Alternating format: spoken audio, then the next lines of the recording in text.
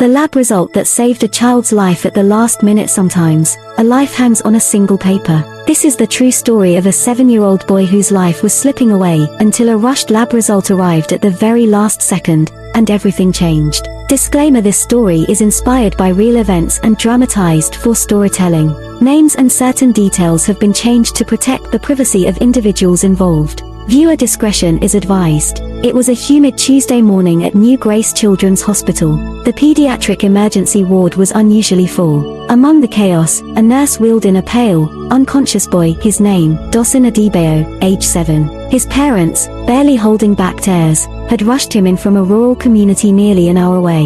They said he had spiked a high fever overnight and began convulsing in the morning. By the time they reached the hospital, he was nearly unresponsive. Dr. Ez, the pediatrician on duty, immediately called for oxygen, fluids, and urgent blood work. But there was one problem: the lab was short-staffed, and several samples were already queued up for testing.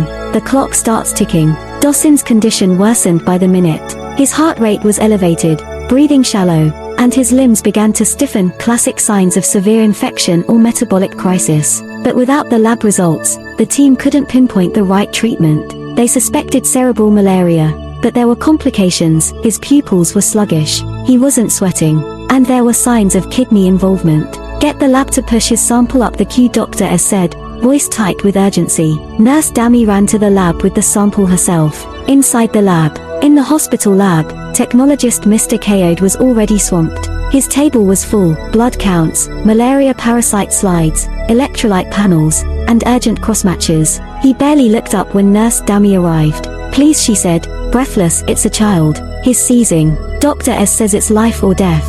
Kayode paused. He looked at the tube in her hand, then at the 15 others already waiting.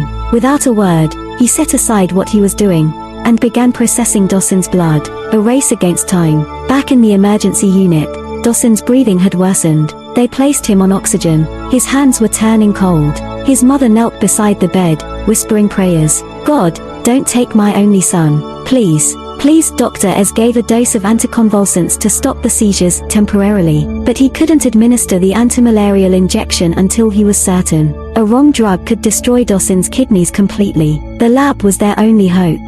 The result: 10 minutes passed, then 15. Finally, Mr. Kayode burst through the doors, printout in hand. Malaria parasite, positive, ++.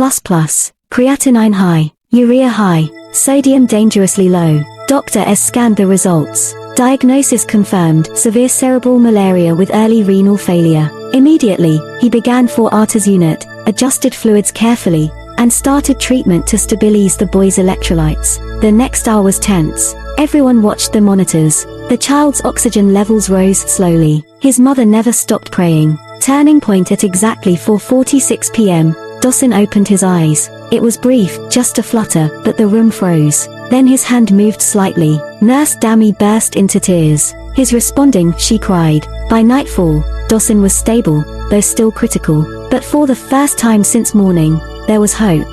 The lab result, that one slip of paper, had made the difference between life and loss. Dawson spent a week in the hospital. Each day, he grew stronger.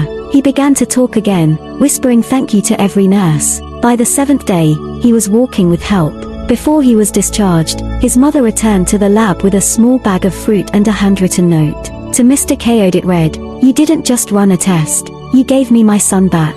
Kayode smiled quietly and tucked the note into his locker. In medicine, not all heroes wear stethoscopes. Some wear lab coats. And sometimes, the quiet work done in the background becomes the heartbeat of a miracle. Because that day, at the very last minute, a lab result saved a life. Nathan survived, but that was only the beginning.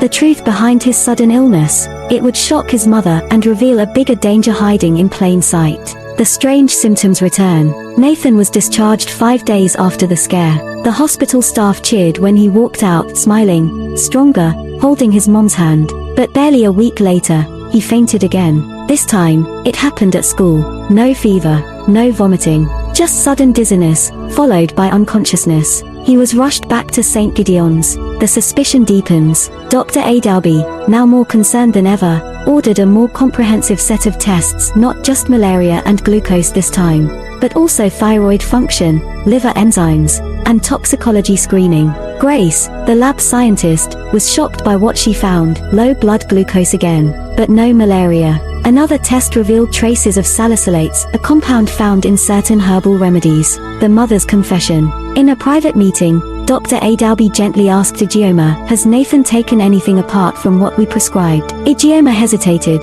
then broke down in tears. "My neighbor gave me a herbal mix. She said it would cleanse his system and make him strong again. I didn't want to bother you. I just wanted to help." Unknown to her, that natural remedy was pushing Nathan into recurring hypoglycemia. The final rescue once they stopped the herbal mixture and focused on building Nathan's sugar levels and nutritional health, his condition stabilized for good. Over the next few weeks, he came in for monitoring. Each time, Grace greeted him with a smile and sometimes a biscuit, just in case, she joked. Nathan grew stronger and happier. The hospital's response. Dr. Adalby and Grace, moved by the entire ordeal, started a mini awareness campaign within the pediatric ward. They created a flyer titled, "When Helping Hurts: The Dangers of Herbal Self-Medication in Children." It featured Nathan's story, with the mother's permission, warning other parents about the risks of unverified remedies. 1 year later, Nathan was back for a routine checkup. This time, he ran into the ward with energy and laughter. Grace smiled when she saw him. "You again?" He hugged her tightly and whispered, "I want to be a lab scientist too." She blinked, surprised. Then he added, "Because you saved me twice." Not all dangers come from diseases. Sometimes, they come from love misdirected, from decisions made out of fear and desperation. But in every hospital, there are silent warriors, doctors who listen, and lab scientists who dig deeper. Nathan's story reminds us that sometimes, saving a life isn't just about acting fast. It's about asking the right questions, twice. Have you ever seen or heard of a behind-the-scenes hospital hero? Share your story in the comments below. Subscribe for more powerful, real-life stories from the heart of the hospital. This is Hospital Whisperer, where every test, tear, and testimony matters.